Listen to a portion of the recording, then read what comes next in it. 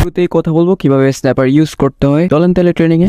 Double snapper use করার জন্য মূলত 3টি বাটন ইউজ করতে হয়, আর সিঙ্গেল স্ন্যাপারের জন্য 2টি। প্রথমে ডাবল স্ন্যাপার দিয়ে শুরু করি।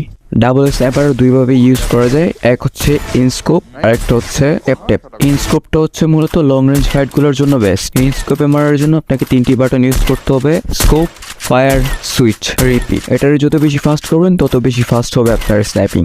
তারপর আসি ট্যাপ মূলত হচ্ছে শর্ট রেঞ্জ ফাইট গুলোর জন্য বেস্ট, এবং ট্যাপ মারার জন্য মূলত 2টি বাটন ইউজ করা হয়, ফায়ার প্লাস সুইচ। এটাও যত বেশি ফাস্ট ইউজ করবেন তত বেশি ফাস্ট আপনি শর্ট স্ন্যাপিং করতে পারবেন। আর এটা আপনি শর্ট রেঞ্জে লেফট ফায়ার বাটন ইউজ করতে পারবেন, রাইট ফায়ার বাটন ইউজ করতে পারবেন। তারপর আসি সিঙ্গেল স্ন্যাপার ইউজ করার জন্য মূলত 2টি বাটন ইউজ করা হয়, তা হলো ফায়ার প্লাস রিলোড।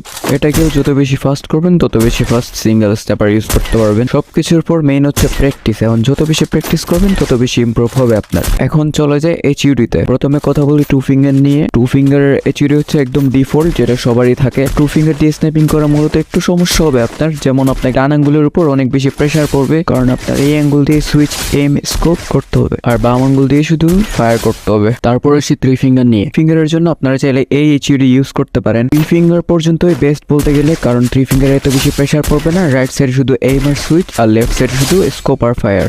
এটাও যত বেশি প্র্যাকটিস করবেন তত বেশি আপনার স্ন্যাপিংটা স্মুথ হবে।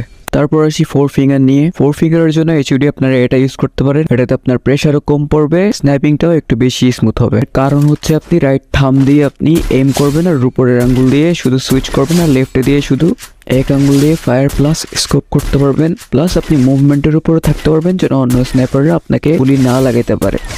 আবার বলবো, সবকিছুর পরই হলো প্র্যাকটিস না করলে আপনি যত ফিঙ্গার ইউজ করেন কিছুই হবে না। যত বেশি প্র্যাকটিস করবেন তত বেশি ইমপ্রুভ হবে।